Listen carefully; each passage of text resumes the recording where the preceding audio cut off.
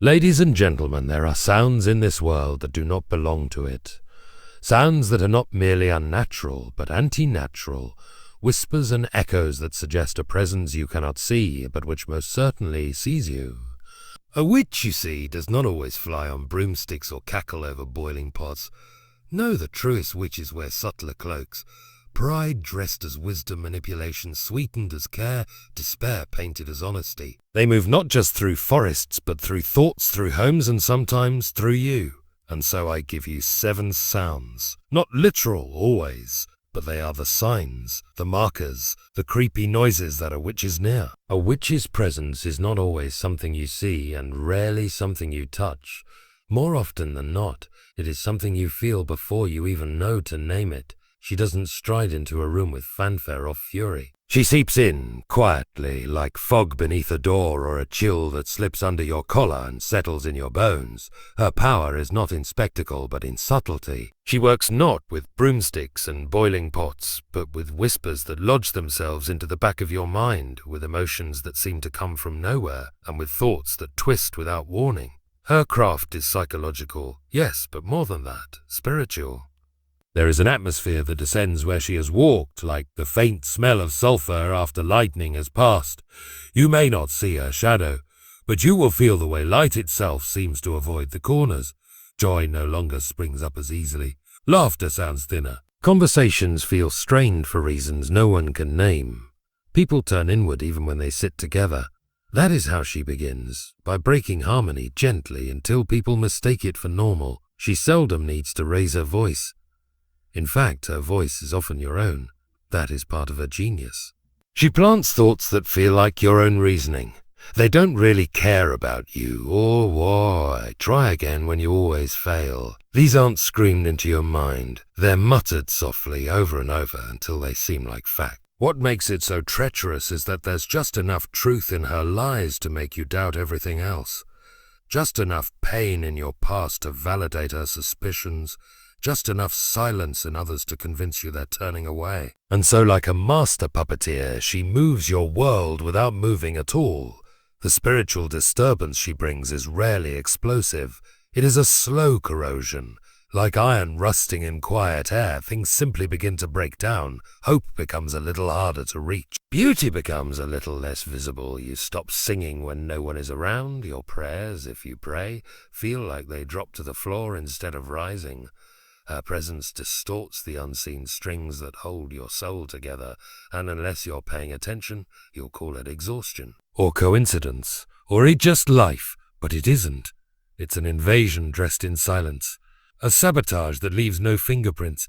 You can feel it in your chest, that quiet weight that doesn't leave. You can hear it in your thoughts when something lovely tries to take root, only to be met with a cold, sudden doubt. You can sense it in the shift of your relationships, when warmth is replaced with calculation and mutual trust with performance.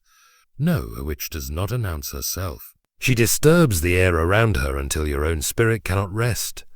That is her domain, not in the realm of the body, but in the quiet battlefield of the soul.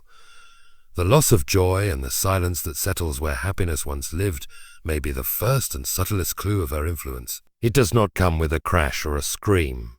It comes quietly, almost politely, like a guest you didn't invite but feel too tired to ask to leave. You may wake up one morning and find that laughter, once bright and effortless, now feels strained like an old coat that doesn't fit quite right. The jokes you used to love don't land the same way. The music that used to move you seems flat, hollow, as if drained of color. You go through the motion, smile, nod, speak, but inside something golden has gone dim. This is her art, not to destroy all at once, but to dim the light so slowly that you forget what brightness felt like. She does not snatch joy, she starves it, a little at a time. Where once there was spontaneous delight, now there is calculation. Should you laugh, is it worth it? What's the point? And so joy becomes something you have to manufacture, rather than something that bubbles up on its own. That shift, that absence of natural joy is no small thing. It is the sound of something wholly being stifled. She silences happiness in the same way winter silences a garden. Not through violence, but through presence. Her nearness chills the air, drawing color from the leaves of your soul. It begins with apathy. The things that once thrilled you now seem childish.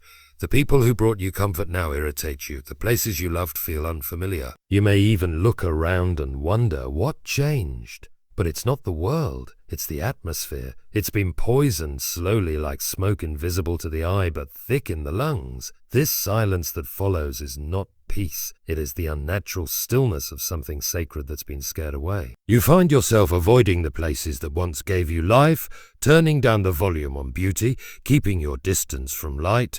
That is the second sign of her influence, withdrawal. You tell yourself you're tired, you're busy, you're growing up. But the truth is your soul is retreating under pressure it cannot quite explain.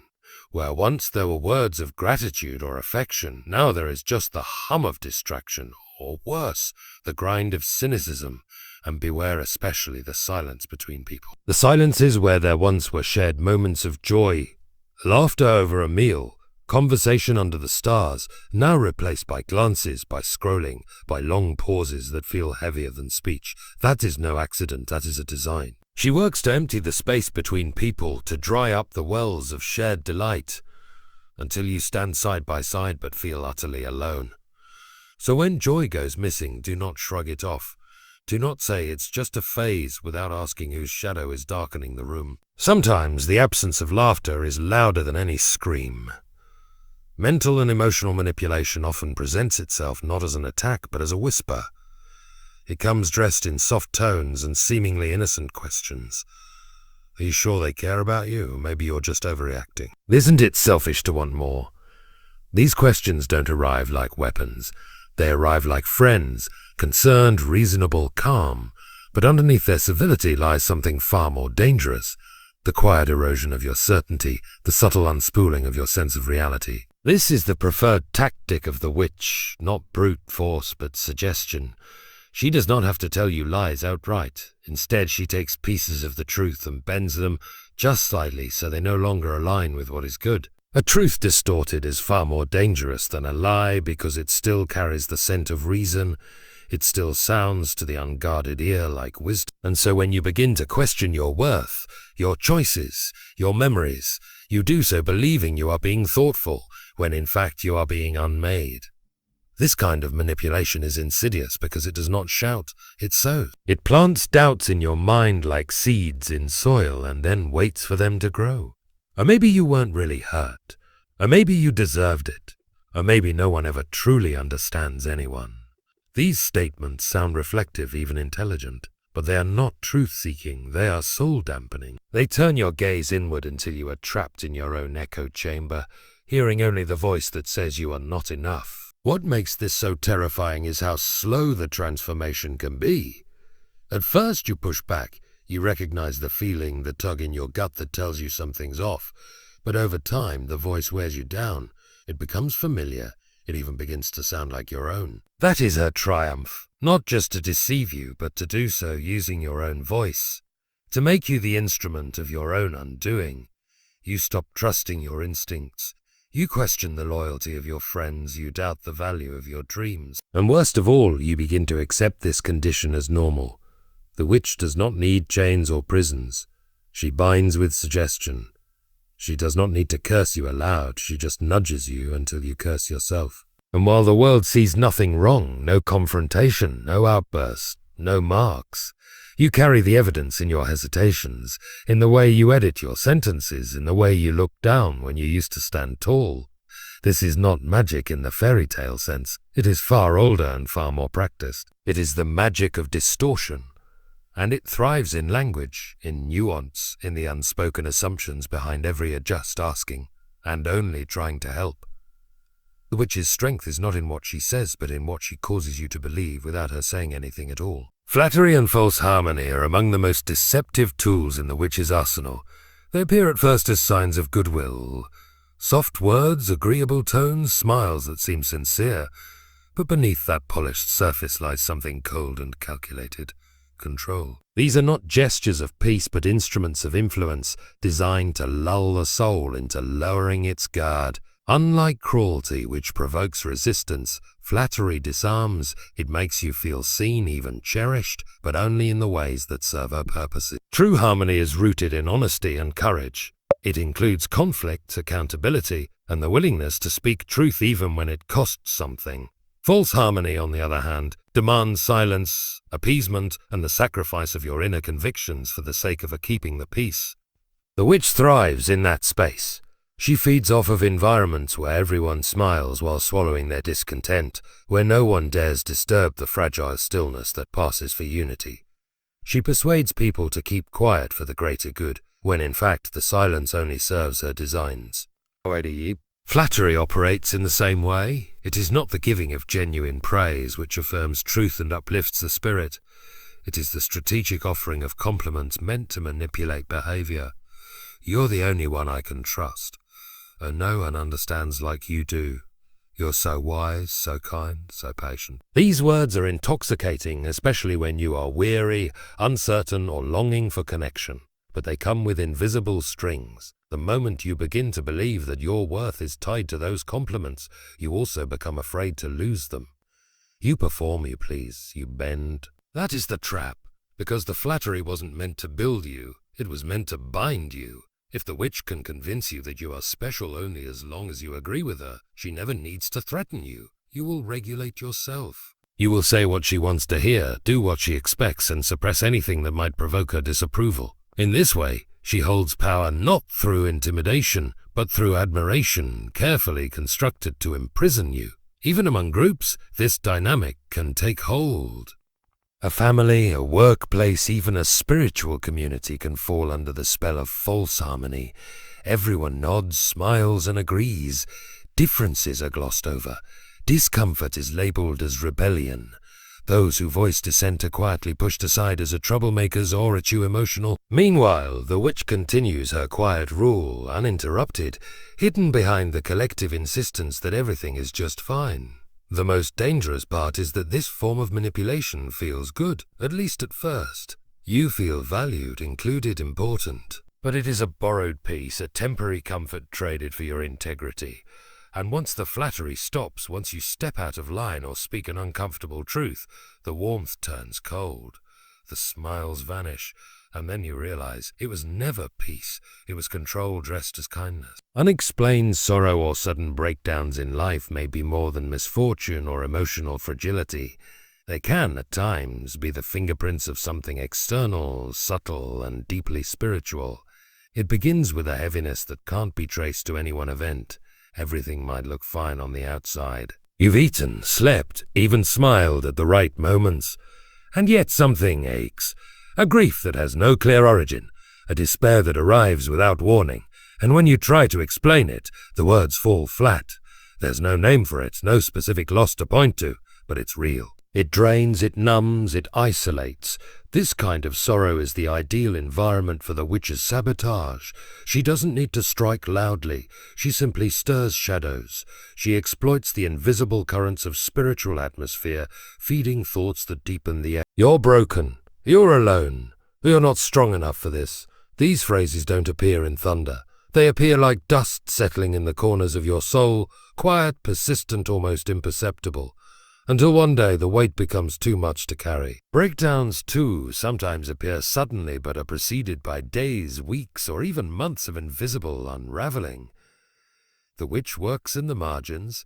She doesn't often destroy in a single moment, but chips away at structure, support, and clarity until everything collapses under the smallest pressure. One disappointment, one mistake, one sharp word from a friend, and the entire system crashes. You find yourself in pieces, wondering how it all fell apart so quickly, not realizing how long the sabotage had been building beneath the surface. This sabotage often targets precisely the areas that matter most: your relationships, your work, your health, your hope. Things that once felt sturdy now feel brittle. People you trusted begin to seem distant or cold. Doors that once opened easily now resist without reason. Of course, life has its natural rhythms of hardship and sorrow. But the witch's influence distorts these hardships. It isolates you within them. It wraps your struggles in shame and confusion, so you hesitate to reach out or ask for help. You begin to believe that the problem is simply you. That no one would understand, that perhaps you deserve what's happening. But this too is her illusion. The witch thrives in environments where people stop questioning the source of their pain. She counts on your rational mind dismissing what your spirit senses. Don't be dramatic, you tell yourself. Things like this just happen, and so you dismiss the signs. The odd timing of things falling apart, the patterns of despair that make no logical sense, the emotional collapse that follows a spiritual numbness. All of it is written off as coincidence or personal failure. But sometimes it's not a failure at all, it's interference, sabotage, the unseen kind, the kind that doesn't break bones but bends will, that doesn't leave scars but steals strength. And in those moments of unexplained sorrow, when your soul is heavy without cause, the wise response is not always to analyze harder, but to pay attention. Something or someone may be closer than you think. The ultimate sign of a witch's possession is not levitation, not grotesque transformations, not even open hostility. It is moral inversion, the quiet, dreadful moment when evil becomes amusing and good becomes intolerable. This is the deepest violation of the soul and her most complete triumph. For once this shift has taken root, there is no need for further disguise. The victim will now carry out her will willingly, mistaking her darkness for enlightenment and calling it freedom. This inversion does not happen suddenly. It begins with a small shifting of affections. The things that once stirred disgust, cruelty, dishonesty, manipulation, begin to appear clever. Sarcasm replaces sincerity. Cynicism is mistaken for wisdom. Little acts of malice are called just jokes. The suffering of others becomes entertaining. Darkness no longer startles or sickens. It intrigues, it delights, it is dressed up in irony and served in stories and songs, and no one stops to ask when the rot began. Kindness feels naive, forgiveness seems weak, and seems weak, innocence appears foolish. The person who still believes in beauty or truth becomes an object of ridicule. Their presence convicts something inside, something that now recoils at the very suggestion of light, and so the possessed turn against the good, not always with violence, but with contempt. They mock what is noble. They avoid what is pure. They are impatient with mercy, allergic to humility, and hostile to love that requires sacrifice. The witch does not need to chain a person when she has reversed their compass. They will walk willingly into ruin, believing it to be revelation. They will defend the very things that once repulsed them, and question the very truths that once gave them life. This is not merely corruption, it is confusion. A deep fog in which the soul loses its direction and begins to call north what is south, and shadow what is light. This is why her possession is so dangerous. It does not always look like torment. It often looks like liberation. The person feels they have shaken off old constraint. They are no longer burdened by guilt or haunted by conscience. But in reality, it is not that guilt has been resolved. It has been silenced. Conscience has not been sharpened. It has been dulled. They no longer hear the alarm because the alarm has been buried beneath layers of pride, pleasure, and the affirmation of others similarly ensnared. And so they laugh at what should make them weep. They resent what should bring them peace. They run from truth and embrace lies because the lies feel more comfortable, more flattering, more fun. But fun is not the same as joy, and flattery is not the same as love. This is the final seal of her influence, a soul that has forgotten how to desire the good, not just lost but turned around, not just wounded but inverted. This is not the witch cursing from a mountaintop. This is the witch smiling through your own voice and whispering that everything is fine.